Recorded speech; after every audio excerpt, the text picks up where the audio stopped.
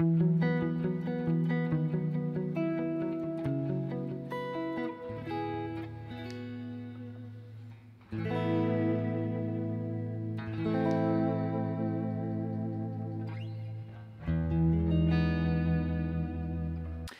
hello there everybody, how is it going? My name is Robert and welcome back to Guitar Control. And what are we talking about today? Silky smooth chord transitions. This is definitely geared more towards beginners. One of the biggest struggles as guitar players that we have to face is, man, changing chords. It's tough because you think about it, doing individual notes, we're just using one finger at a time, but chords, we're using multiple fingers, sometimes all four of our fingers at the same time to do a chord. And it's way more difficult than just playing a single note. So we're going to talk about transitioning through a couple different chord progressions and what to kind of look for. And you can grab the tabs for this one. There's a link down below for that. And also, might as well hit the subscribe button. We post videos every single day. You'll be jamming out, learning all kinds of stuff. So let's go ahead and jump to the lesson part of this. And we'll have those chord transitions silky smooth in no time.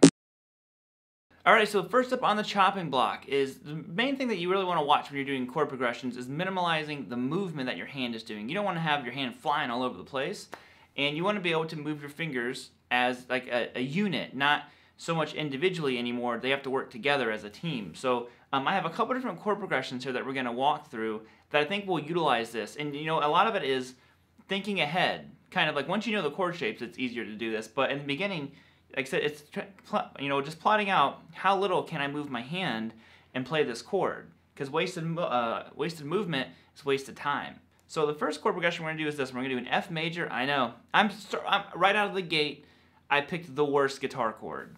F major. Okay? Now we're going to go from F major to C major to a G major.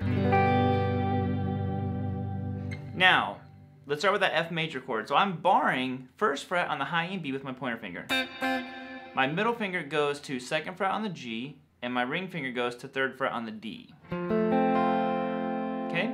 So that is my F major chord. If you're having trouble barring those strings, just take your time with it. Make sure that you might want to drop your thumb, and that'll kind of like give your hand a little bit more curl around that fingerboard, and will hopefully help get rid of any dead notes. But that's the first phase. Now if you noticed, when I went to that C chord, I didn't go like this and go to the C, I went like this. All I simply did was I unbarred the high E string, I rolled my finger up, got to an open high E, and I took these two fingers and I just simply like hopped them up a fret. I didn't go like this or anything, I just simply went boom, boom, just jumped up a string each. I said fret, I meant string. So, you can see that motion in my hand right there, boom, boom, boom. That's all I'm doing. Versus this, you can see, I mean, it's a lot of wasted movement that we don't want to put out there right now. Now the final one is our G major, and again, let's utilize our kind of fingers where they are already. So I know that this finger is out of here, I don't need that one anymore. These two fingers though, I'm just going to hop up a string, boom, boom, and I'm going to drop my pinky to that third fret on the high E string. Good old cowboy chord, G major right there. So we have boom. Then you walk it back down.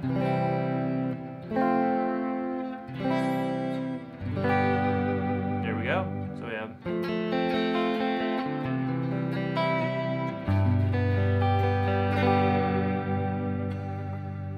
that's the first step. Like I said, these are going to be very geared towards the same idea, minimalizing movement.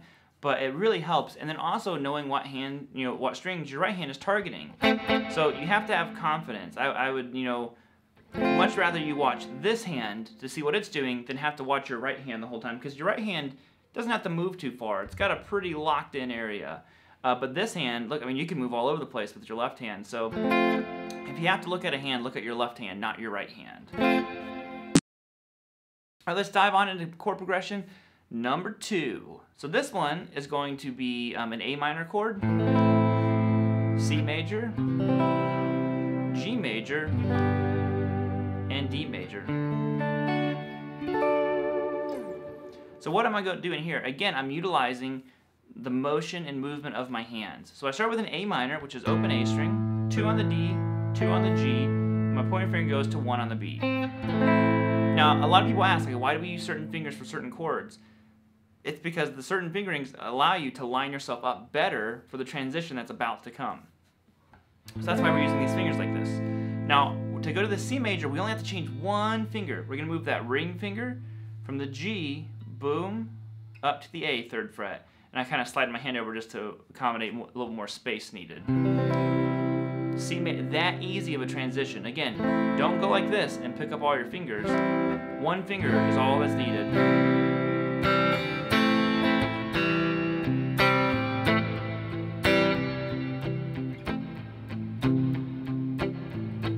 Already, you know, that could be a riff.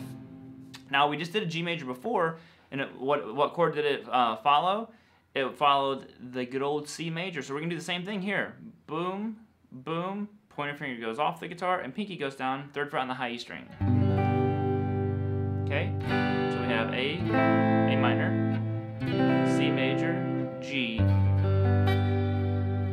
Nice dead note in there. Good job, hands. And then we're going to go to a D major at the end. Now, unfortunately, there's no real setup for this D major, other than you just need to work on kind of moving to that chord shape. So if you have to, I would maybe target switching from the G to the D and then D to the G. So like,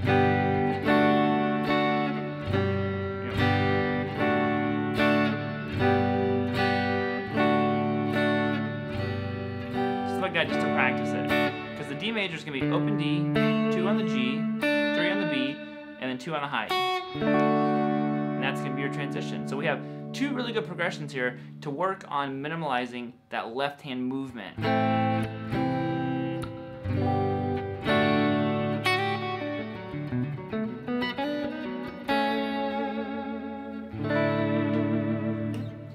Alright guys, hope you enjoyed that lesson, got something out of it. Again, thank you all for tuning in. Make sure you hit the subscribe button to see what videos me and the other teachers are posting here all the time. Get your tabs.